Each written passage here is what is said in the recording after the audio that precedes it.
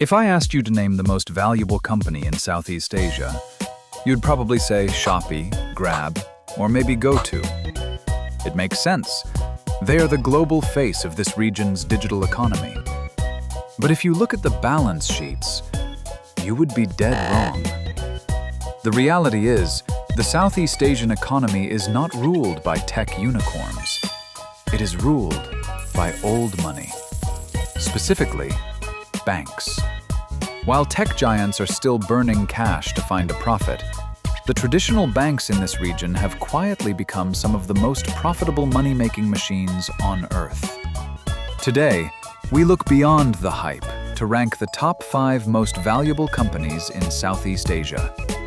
We're going to show you who actually controls the money, and why the boring choice might be the smartest investment you ever make. To understand the hierarchy of power in Southeast Asia, we first have to address the growth trap. For the last decade, Western capital flowed into the region, chasing user growth, inflating the valuations of tech platforms. But in a high-interest rate environment, the metric has shifted from gross merchandise value, GMV, to free cash flow. Coming in at rank number 5 is Telkom Indonesia. This is not a flashy startup. It is a state-backed infrastructure monopoly. While tech apps fight for attention, Telkom owns the digital highway they drive on. With a market cap fluctuating around $25 billion, it provides the backbone for Indonesia's internet. It creates value through dividends and infrastructure dominance, not speculation. At rank number 4, we find the region's true tech titan, Sea Limited, the parent company of Shopee. Sea Limited is the only tech company that consistently challenges the old money hierarchy. At its peak, it was the most valuable company in the region. But volatility is its defining feature. While Shopee generates massive revenue, over $12 billion annually, its profit margins are razor-thin compared to the companies at the top of this list. Sea Limited represents the future potential of Southeast Asia, but the current reality is dictated by those who own the physical resources. This brings us to the top 3, the companies that don't just move bits and bytes, but power the grid and print the money. If tech is the nervous system of the economy, rank number 3 is the muscle.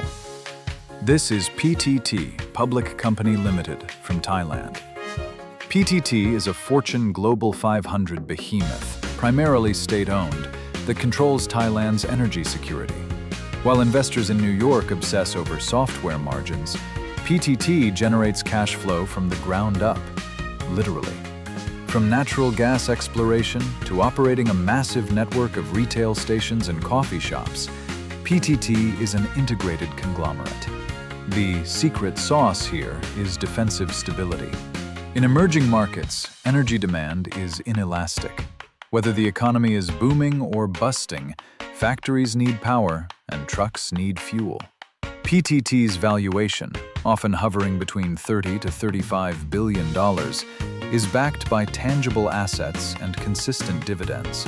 However, PTT faces a long-term existential threat: the global energy transition.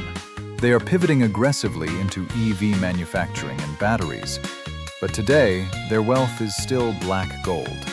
But even the mighty PTT cannot compete with the ultimate business model, a model that sells a product that costs nothing to manufacture, yet everyone needs. We have reached the summit. The 2 most valuable companies in Southeast Asia are not disruptors. They are the establishment. They are banks. At rank number 2, and frequently trading places for number 1, is DBS Group from Singapore. DBS is the fortress balance sheet of Asia.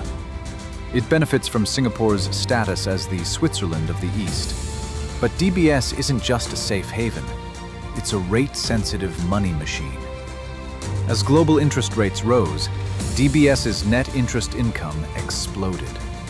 They successfully digitized their operations early, allowing them to operate with the efficiency of a fintech, but the capital depth of a sovereign state.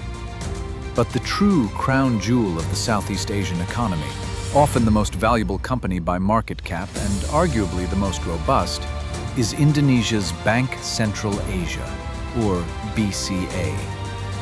Why is a domestic Indonesian bank worth more than global tech giants?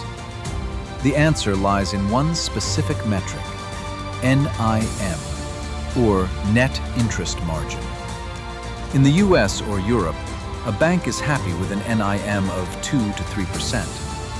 BCA consistently operates with a net interest margin between 5 and 6%. How? The CASA ratio. CASA stands for Current Account Savings Account.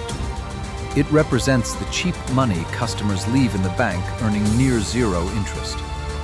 Because BCA controls the payment ecosystem in Indonesia, it is the primary transactional bank for millions of businesses. Over 80% of its funding comes from these low-cost deposits. While Shopee and GoTo spent billions trying to build payment apps to acquire users, BCA already had them. They didn't need to burn cash to grow. Their customers paid them to hold their money. This is the ultimate old money power play. Efficiency over hype. The list tells a clear story. The Southeast Asian economy is growing, but the value isn't being captured by the apps on your phone. It's being captured by the infrastructure that powers them and the banks that finance them. For the global investor, the lesson is simple. In a region of 670 million people, don't just look for the next Google. Look for the ones building the roads and holding the vaults.